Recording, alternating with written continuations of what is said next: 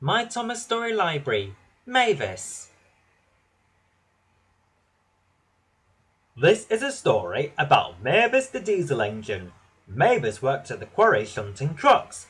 She was bored with her job until one day she was given the chance to make it more exciting. Mavis was a diesel engine who worked at the quarry. She shunted trucks for other engines to collect. Mavis was a young engine and she liked to get her own way. She thought she knew better than everyone else. Every day, Mavis would put Toby's trucks in a different place, so he had to search for them. "Trucks should be where I can find them," said Toby crossly. "Nonsense," said Mavis. "I can't waste time arguing," said Toby. "If you know so much, then take the trucks yourself." Mavis was very pleased. Taking trucks on Toby's branch line made her feel important. So the next day, Mavis set off along the branch line with Toby's trucks. But the trucks didn't like bossy Mavis. "It's frosty today. Let's play a trick on her," they whispered. Mavis travelled happily along Toby's line. Ahead of her was a level crossing, so she stopped carefully. "I'm so good at this. I don't need silly old Toby," she laughed. But she didn't know what the trucks were planning. When it was time to move again, the trucks whispered to each other, "Hold back! Hold back!" Mavis tried to set off, but her wheels just spun.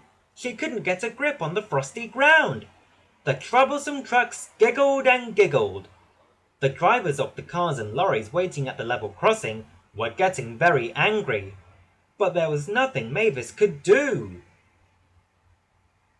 Then Mavis saw Toby approaching in the distance. He had come to help. "Having trouble, Mavis?" he smiled. Mavis felt cross and silly. She had boasted to Toby that she knew best, and now she was stuck, and Toby had to rescue her. Toby was coupled to Mavis. He puffed and slipped, and at last he got Mavis and the trucks moving.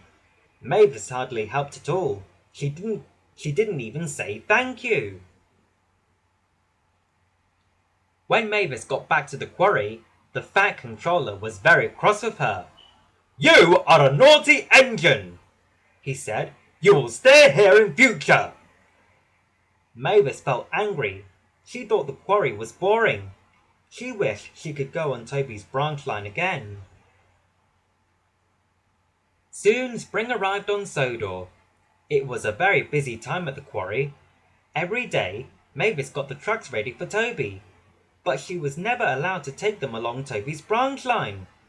Then one day, Mavis had an idea. She said to the troublesome trucks, "When we get to the beginning of Toby's line, please will you bump me? Then I'll be on his line, whether he likes it or not." "Yes! Yes! Yes!" giggled the trucks. "I'll show that fusspot Toby," said Mavis to herself. But when the time came, Mavis was busy elsewhere, so Toby shunted the trucks himself. "Never mind," the trucks whispered to each other. "Let's bump Toby instead." So they gave Toby a big bump. He rushed onto his branch line much too fast. His driver and fireman were knocked over. Toby was out of control. Toby couldn't stop. He rushed over the level crossing. Luckily, there weren't any cars there. Up ahead, there was an old bridge. The river had flooded, and part of the bridge had been washed away. If Toby didn't stop before he reached it, he might fall into the river. As Toby approached the bridge, the rails stretched across the